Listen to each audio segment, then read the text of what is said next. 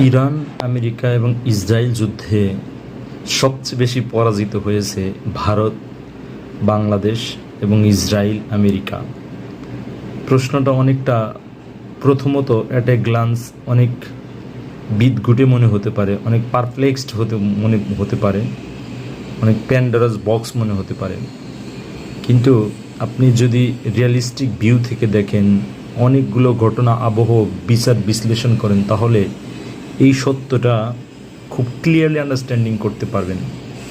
কেন আমি এই কথা বলছি যে এই যুদ্ধে ভারতের সর্বোচ্চ হার হয়েছে? আপনারা হয়তো অনেকেই লক্ষ্য করে দেখবেন, 28 ফেব্রুয়ারির যুদ্ধের মাত্র 2 দিন আগে নরেন্দ্র মোদী ইসরায়েলের প্রেসিডেন্টের বেনিয়ামিন নেতানিয়াহুর সাথে কোলাকুলি করে গলায় গলায় পিরিতি দেখিয়ে চলে আসছে ভারতের ভিতরে। এটা শুধু ভারত তো নয়, সারা বিশ্বের বহু বহু দেশ দেখেছে কিভাবে ভারত ইসরায়েলের সরকারকে পেট্রোনাইজ করেছে। যুদ্ধের মাত্র 2 দিন আগে এসে তার সাথে কোলাকুলি বিভিন্ন বিষয়ে চুক্তি নিয়ে তারা চলে গেছে। এটা যতটা না ইনসিডেন্টাল মনে হবে, তার চাইতে বেশি মনে হবে যে এটা একটা ন্যাচারাল, যে ভারত এই সরকারকে পেট্রোনাইজ করবে। কূটনীতির ভাষায় এটাকে এরকমইভাবে ব্যাখ্যা করা যেতে পারে। আর এই যুদ্ধে সবচেয়ে বড় বিজয় পেয়েছে আপনার পাকিস্তান। কেন এই কথা বলছি? কারণ ডোনাল্ড ট্রাম্প এই 22 এপ্রিল যে সমাবেশ, যে গোলটেবিল বৈঠকে বসার কথা ইরানের সাথে, তারও 1 সপ্তাহ 2 সপ্তাহ আগে ঘোষণা দিয়ে দিয়েছেন যে পাকিস্তানের প্রেসিডেন্ট শাহবাজ শরীফ এবং পাকিস্তানের সেনাপ্রধান আসিফ মুনিরের নাম উল্লেখ করে উনি বলছেন তাদের ধন্যবাদ। ইরানও পাশাপাশি কিন্তু ধন্যবাদ দিয়েছে। অর্থাৎ যুদ্ধটা যে 3 পক্ষের মধ্যে সংগঠিত হলো, তার চতুর্থ পক্ষ হিসেবে পাকিস্তান এটাকে মীমাংসা করে দিল এবং সর্বোচ্চ ক্রেডিট নিল। আপনি একটু হিসাব করে দেখেন, পাকিস্তান ভারত প্রসঙ্গে আরেকটু চিন্তা করে দেখেন যে ভারতের যে রাজনীতি, ভারত তার অভ্যন্তরে তাদের দেশের পলিসিতে তাদের দেশের জনগণকে বুলিয়া উড়িয়ে বলে থাকে যে ভারত হলো এশিয়ার মধ্যে এমার্জিং টাইগার, এমার্জিং নেটওয়ার্ক এবং এশিয়ার মধ্যে লিডারশিপ গ্রো করবে, যেহেতু তাদের জনগণ অনেক বেশি, প্রায় চায়নার কাছাকাছি। এটা বলে থাকে, বিভিন্ন মানুষকে বলে থাকে, এশিয়ার মধ্যে কোনো হ্যাপেনিংস হলে, হ্যাজার্ড হলে, কোনো রাফ সার্কামস্ট্যান্সেস হলে সেগুলোকে ট্যাকল দেওয়ার ক্ষমতা সর্বোচ্চ ভারতের আছে।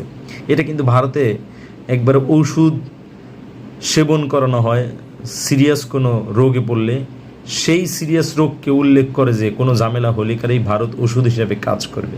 কিন্তু বিষয়টা কিন্তু এতটা ইজি নয়। এই যুদ্ধ দেখিয়েছে যে ভারতের নৈতিকভাবে পরাজয় এবং খুব সিরিয়াসলি পরাজয় হয়েছে বিশ্বমঞ্চে, যেখানে আমেরিকার প্রেসিডেন্ট পাকিস্তানের প্রেসিডেন্টের নাম এবং সেনাপতির নাম করে তাদের ধন্যবাদ দিচ্ছে। অর্থাৎ তাদের যে কী পরিমাণ ভূমিকা, পাকিস্তানের ভূমিকা, এটা সারা বিশ্ব কিন্তু এই জিনিসটা খুব সিরিয়াসলি দেখছে। আপনি কূটনীতির ভাষাটা দেখেন, বুঝতে পারবেন বিষয়টা। অর্থাৎ ভারত একবার অবহেলিত, নাজেহাল হয়ে পড়ছে। এখন যদি পাকিস্তান এবং ভারতের যুদ্ধ কোনোভাবে সংগঠিত বা যুদ্ধের আঁচ করতে পারে, সারা বিশ্ব কিন্তু পাকিস্তানের পক্ষে দাঁড়িয়ে যাবে। আপনি একটু টেকনিক্যালি চিন্তা করেন, একটু কূটনৈতিকভাবে চিন্তা করেন, পাকিস্তানের পক্ষে দাঁড়িয়ে যাবে। কারণ পাকিস্তান উদ্ধারকর্তা, ত্রাণকর্তা এবং যুদ্ধবন্ধের হাতিয়ার হিসেবে এই ইসরায়েল, আমেরিকা এবং ইরানের মধ্যে মধ্যস্থতা করে দিছে। সুতরাং সেটা খুব অনুমিত হবে, অ্যান্টিসিপেটেড হবে। সেই ক্ষেত্রে ভারত যে কীভাবে নাজেহাল হয়েছে এবং পাকিস্তান অন্তত যোজন যোজন দূরত্বে ভারতের চেয়ে এগিয়ে গেল বিশ্বমঞ্চে, এটাকে আপনার বলতেই হবে। অর্থাৎ ভারতের নৈতিকভাবে পরাজয় হয়েছে। ইভেন ভারত যদি ভবিষ্যতে বাংলাদেশকেও আক্রমণ করতে চায়, সেই ক্ষেত্রে তাদের জন্য সবচেয়ে বড় শত্রু হয়ে দাঁড়াবে পাকিস্তান, এবং বিশ্বমঞ্চে পাকিস্তানকেই মানুষ সমর্থন করবে এবং পাকিস্তানের যে এলাই, সেই এলাইকেই সমর্থন করবে। যুদ্ধের কূটনীতিক ভাষা সাধারণত এরকম হয়ে থাকে। আপনারা হয়তো সকলেই বিভিন্ন পত্রিকা নিউজ থেকে জানেন যে আমেরিকার প্রেসিডেন্ট ডোনাল্ড ট্রাম্প অনেকটা পাগলাটে স্বভাবের, একজনকে এক ভাষায় কটাক্ষ করে, বিভিন্ন ধরনের কথাবার্তা বলে থাকেন। একজন মানুষ ছোটো হলে তাকে ছোটো বলবে, একজন যেমন আপনার জো বাইডেন বয়স্ক মানুষ, তাকে বলে যে আপনার স্লিপিং জো, অর্থাৎ সে ঘুমাচ্ছে, তার বয়স নেই। আবার এই রকম যারা ছোট আছে তাদেরকে আপনার ছোট পররাষ্ট্রমন্ত্রীকে এক ধরনের স্লেজিং ভাষায় কথা বলে, স্ল্যাং ভাষায় কথা বলে। এটা কিন্তু স্বাভাবিকভাবে তার ভঙ্গি। সে ডিক্লার দিল যে এই ইরান সভ্যতাকে একবারে সমূলে বিচ্ছিন্ন করা হবে। এই যে কথাটা বলা যে ইরানকে একবারে ইরান সভ্যতাকে একবার বিচ্ছিন্ন করে দেওয়া হবে, এই কথাটাও কিন্তু একটা যুদ্ধ অপরাধ। আমেরিকার জনগণ কিন্তু এতটাই সচেতন, তারা কিন্তু অলরেডি বলছে যে ডোনাল্ড ট্রাম্প শুধুমাত্র এই বক্তব্যের কারণেই সে যুদ্ধ অপরাধ অলরেডি করে ফেলছে। অর্থাৎ মধ্যবর্তী যে নির্বাচন ডোনাল্ড ট্রাম্পে আসবে, সেই মধ্যবর্তী নির্বাচনে জয়লাভ করার জন্য ডোনাল্ড ট্রাম্পকে এই যুদ্ধ থেকে বের হয়ে আসার বিকল্প আর কোনো রাস্তা ছিল না। কী কারণে? কারণ এই যুদ্ধ বাদলে আপনার তেলের দাম বাড়তেছে, শেয়ারের দরপতন ঘটতেছে, অর্থনৈতিক মন্দা দেখা যাচ্ছে। এইটা আমেরিকার জনগণ খুব স্বাভাবিকভাবেই নিবে না। এই কারণে ডোনাল্ড ট্রাম্প কোনো একটা উসিলা খুঁজছিলেন যে কোনোভাবেই হোক আমি ইরান যুদ্ধ থেকে বের হয়ে আসবো। ইন্টারন্যাশনাল পলিটিক্সে ডিটারেন্স এফেক্ট একটা শব্দ আছে। ডিটারেন্স শব্দের অর্থ হুমকি ধামকি, কাউকে ভয়ভীতি দেখিয়ে ওর ফলাফল অর্জন করা। কিন্তু এই ডিটারেন্স এফেক্ট ইরানের ক্ষেত্রে প্রযোজ্য হয় না। এই জন্য ট্রাম্পও বিস্মিত হয়েছেন। শুধু বিস্মিত হয়নি, ওই যেদিন ইরানি সভ্যতাকে ধ্বংস করার একবারে লাস্ট আওয়ার 2 ঘন্টা আগে সে ডিক্লার দিয়ে দিল যে ইরানের যে 10 দফা চুক্তি শর্ত, সেই শর্তের আলোকেই তারা চুক্তিতে সম্মত হয়েছে এবং 2 সপ্তাহ যুদ্ধবিরতি কার্যকর করতে আমরা রাজি আছি। দেখেন, এবং আমাদের যুদ্ধ জয় হয়েছে। আমেরিকার প্রেসিডেন্ট এই কথাগুলো বলছেন। এটা এক ধরনের কূটনৈতিক ভাষা। এই ভাষা ব্যবহার করে সে যুদ্ধ থেকে রিট্রিট করলো, অর্থাৎ এখান থেকে বের হয়ে আসলো। এবার অন্যদিকে যদি চিন্তা করেন যে এটা তো আমেরিকার প্রেসিডেন্টের অশনি সংকেতের একটা মাধ্যম ছিল, সেখান থেকে সে বের হওয়ার চেষ্টা করলো মাত্র, এখনও যুদ্ধ যেহেতু শেষ হয়নি। অন্যদিকে আপনার ইসরায়েলের ঘটনা দেখেন। ইসরায়েলের যে প্রেসিডেন্ট বেনিয়ামিন নেতানিয়াহু, এ কিন্তু মানে ক্ষমতা ছাড়ার সাথে সাথেই বা ক্ষমতা ছাড়ার আগ মুহূর্তেই যে কোনো সময় সে জেলেবন্দি হতে পারে। কী কারণে? এই যে ফিলিস্তিনের ভূখণ্ডের মধ্যে যে অন্যায় নির্বিচারে সে গণহত্যা চালিয়েছে, এইটার জন্য তার দেশ এবং বিশ্বের ভিতরে সে ধিক্কৃত হয়েছে। এখান থেকে সে বের হওয়ার জন্য তার খুব জরুরি ছিল যে একটা যুদ্ধ বিশ্বের মধ্যে বাঁধান লাগবে এবং কোনোভাবে সামহাউ টু ম্যানেজ, যদি কোনোভাবে সেই যুদ্ধে মোকাবেলা করে কিছুটা স্বস্তি নিয়ে মানুষকে দেখানো যায় আমি যুদ্ধে জয়লাভ করছি, তাহলে তার দেশের মধ্যে যে আপনার উগ্র জাতীয়তাবাদ মাথাছাড়া দিয়ে আছে, সেই উগ্র জাতীয়বাদের কেউ তাকে সমর্থন করবে। কিন্তু সেটাও কিন্তু মারাত্মকভাবে ড্রাস্টিক্যালি একবার রাফলি সে পরাজিত হলো, ডিফিটেড হলো। এটা কিন্তু ইসরায়েলের জন্য বিশাল বড় পরাজয় এবং ভারতের জন্য বিশাল বড় পরাজয়। আমি বলছিলাম প্রথম লাইনে যে বাংলাদেশের কেন পরাজয়। বাংলাদেশ সামান্য এই একটা বিষয়, ইরানের খুব সিরিয়াস একজন বড় নেতা, সবচেয়ে বড় নেতা, আপনার ধর্মীয় গুরু, সে মারা গেল।